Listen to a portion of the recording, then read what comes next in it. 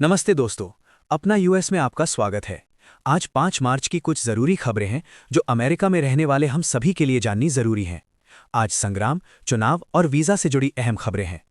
अमेरिकी सीनेट ने ईरान युद्ध पर राष्ट्रपति ट्रंप की शक्तियों को सीमित करने वाले प्रस्ताव को 47-53 के वोट से खारिज कर दिया है। इस प्रस्ताव को पास होने के लिए कम से कम 5 रिपब्लिकन सीनेटरों के समर्थन की जरूरत थी, लेकिन सिर्फ केंटाकी के रैंड पॉल ने डेमोक्रेट्स के साथ वोट किया। दूसरी तरफ डेमोक्रेट सीनेटर जॉन फेटरमैन ने अपनी ही पार्टी के खिलाफ वोट दिया। इसका मतलब है कि ट्रंप बिना कांग्रेस की मंजूरी के ईरान पर हमले जारी रख सकते हैं। ये फैसला अमेरिकी लोकतंत्र में राष्ट्रपति की युद्ध शक्तियों पर बड़ा सवाल खड़ा करता है। अमेरिकी पनडुब्बी ने श्रीलंका के पास ईरानी जंगी जहाज IRS देना को M48 टॉर्पीडो से डुबो दिया। 1945 के बाद पहली बार अमेरिकी नौसेना ने टॉर्पीडो से दुश्मन का जहाज डुबोया है। जहाज पर करीब 180 नाविक थे, जिनमें से कम 87 की मौत हुई और श्रीलंका की नौसेना ने 32 को बचाया। डिफेंस सेक्रेटरी हेक्सेथ ने कहा कि अमेरिका जब तक जरूरी होगा लड़ता रहेगा। संग्राम 5वें दिन में पहुंच गया है और ईरान में 1000 से ज्यादा लोग मारे जा चुके हैं।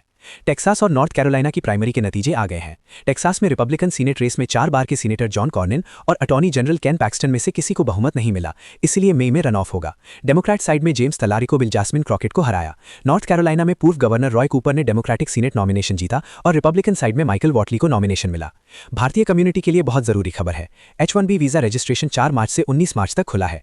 इस साल पहली बार wage based weighted lottery system लागू होगा, जिसमें ज्यादा सैलरी वाले कैंडिडेट्स को लॉटरी में प्राथमिकता मिलेगी। रजिस्ट्रेशन फीस $215 है और नतीजे 31 मार्च तक USCIS अकाउंट में आ जाएंगे। अगर आप या आपका कोई जानने वाला H1B का इंतजार कर रहा है तो एम्प्लॉयर से कहें कि जल्दी से जल्दी रजिस्ट्रेशन करवा लें।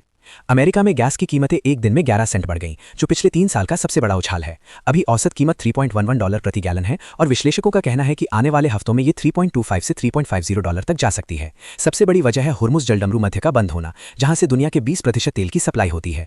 बीमा कंपनियों ने इस रास्ते से गुजरने वाले जहाजों की कवरेज रद्द कर दी है। ज्यादा गाड़ी चलाने वालों को अपना बजट बढ़ाना पड़ सकता है।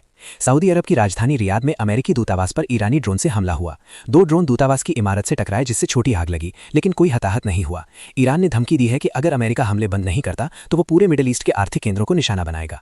जो लोग मिडिल ईस्ट में काम करते हैं या वहां जाने की सोच रहे हैं, उन्हें बेहद सावधान रहना चाहिए। तो ये थी आज की जरूरी खबरें। अगर आपको ये जानकारी काम की लगी तो लाइक और सब्सक्राइब जरूर करें। अपना यूएस, कल फिर मिलते हैं।